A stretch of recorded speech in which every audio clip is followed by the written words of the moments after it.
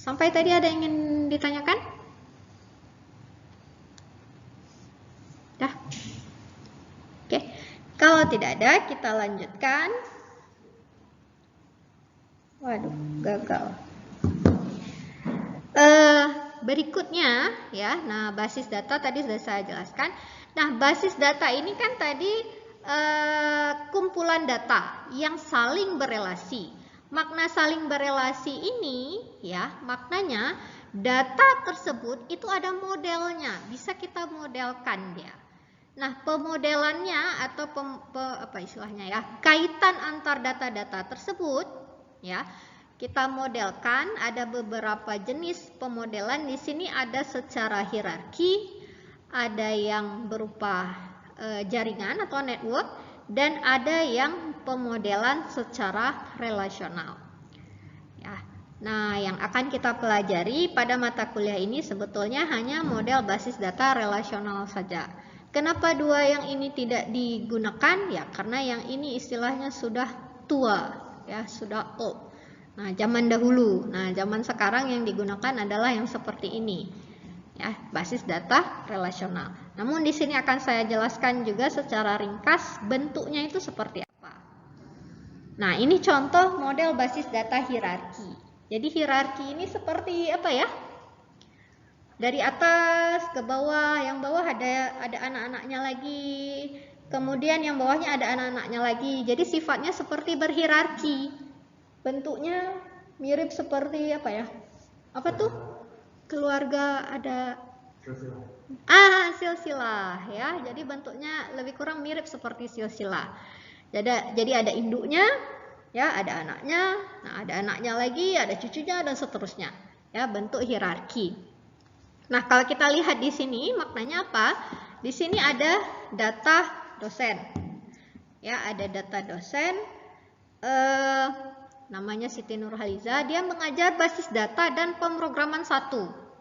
Nah, kemudian mata kuliah basis data ini diambil oleh mahasiswanya si Rudi, Asti, Dina. Ya.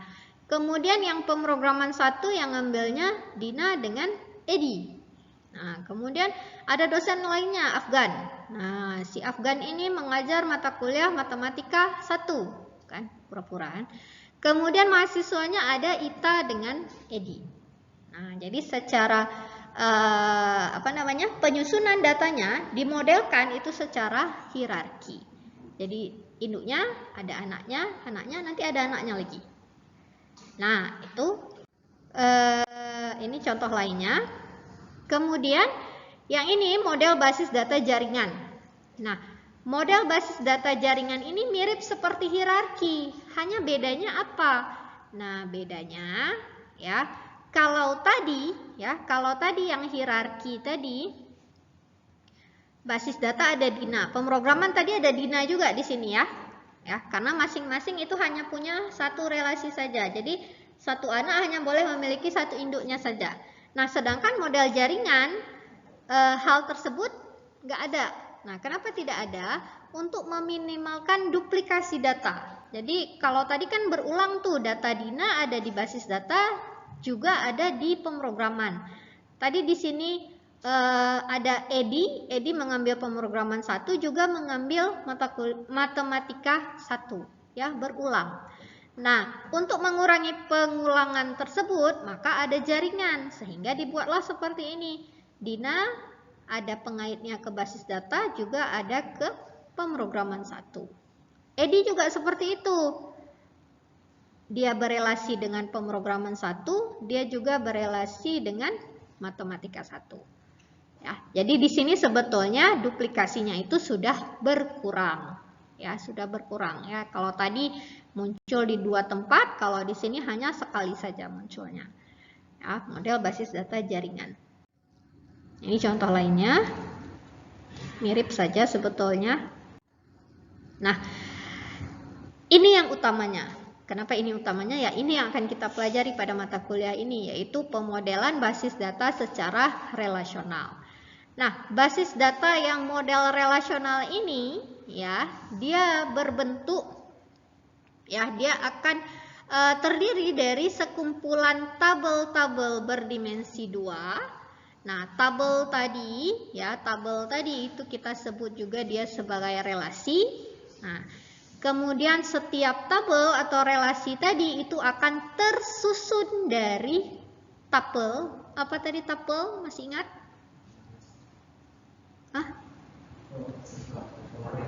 Record. Ya, tupel ini adalah record.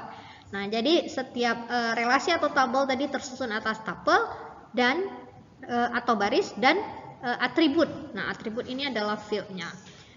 Nah, model ini pertama sekali dikemukakan oleh E.F. Coate. Nah, ini memang pakar basis data, ya. Sehingga model basis data relasional ini sewaktu digambarkannya, ya, diagramnya itu memang diagram versi Coate ini, E.F. Coate ini yang pertama sekali, IR diagram. Walaupun kemudian ada versi-versi diagram yang lainnya juga. Nah, model basis data relasional yang disusun dalam bentuk ini, ya, dia berupa tabel 2 dimensi, seperti tadi saya jelaskan, terdiri dari baris-baris dan record, dan kolom atau field. Nah, kemudian pertemuan antara baris dan kolom tersebut kita sebut dia sebagai data, item data. Kemudian tabel-tabel tersebut itu akan dihubungkan, ada relationship-nya. Nah, kemudian bagaimana cara dihubungkan tabel-tabel tersebut? Dengan menggunakan kunci. Nah, ya, jadi inti daripada mata kuliah ini sebetulnya di sini, ya. Jadi di model basis data relasional ini, ya. Jadi tujuannya apa model basis data relasional? Tujuannya untuk meminimalkan duplikasi data. Kenapa ini sangat penting? Ya, kenapa? Karena namanya data itu, setiap kita menyimpan data tentu di dalam hard disk itu akan ada suatu tempat, kan? Nah, kita simpan data yang sama kan berarti maknanya apa? Mubazir, kan? Ada data yang sama lagi kita simpan, maknanya mubazir, kan? Misalnya kalian buat file sederhana aja lah, misalnya file Microsoft Word. Udah ada satu file, copy filenya, copy lagi, ada kopiannya lagi, copy lagi, data yang sama padahal. Nah, maknanya apa? Mubazir, ya, mubazir, karena setiap data yang disimpan itu akan memakan space atau tempat di hard disk, memori. Nah, mubazir jadinya. Sehingga apa? Tujuan daripada basis data relasional ini kita minimalkan kondisi tersebut, ya, duplikasi data ini kita minimalkan. Oke. Nah, contohnya seperti ini. Ya, ini contohnya. Penjelasan detailnya itu mulai akan dijelaskan minggu depan. Kita lihat di sini hanya gambarannya saja. Jadi model basis data relasional ini secara umumnya bisa kita rancang dia dengan bantuan diagram yang dinamakan sebagai IR diagram atau diagram IR. IR ini singkatan dari Entity Relationship Diagram. Jadi IR diagram. Nah, bentuk daripada IR diagram ya kira-kira lebih kurang seperti inilah dia bentuknya. Nah, setiap item data, ini data. Nah, ini ada orang tua. Berarti orang tua ini adalah data-data orang tua. Hobi akan ada data-data hobi. Mahasiswa nanti isinya adalah data-data mahasiswa. Jurusan ini data-data jurusan. Di sini ada disimpan data mata kuliah. Kemudian di sini ada data-data dosen. Di sini ada data-data ruang kuliah. Jadi setiap ini akan menjadi data, dia akan menyimpan data, ya. Ini IR diagram. Nah, detailnya insya Allah minggu depan. Nah, di sini hanya saya tampilkan aja bentuknya seperti apa.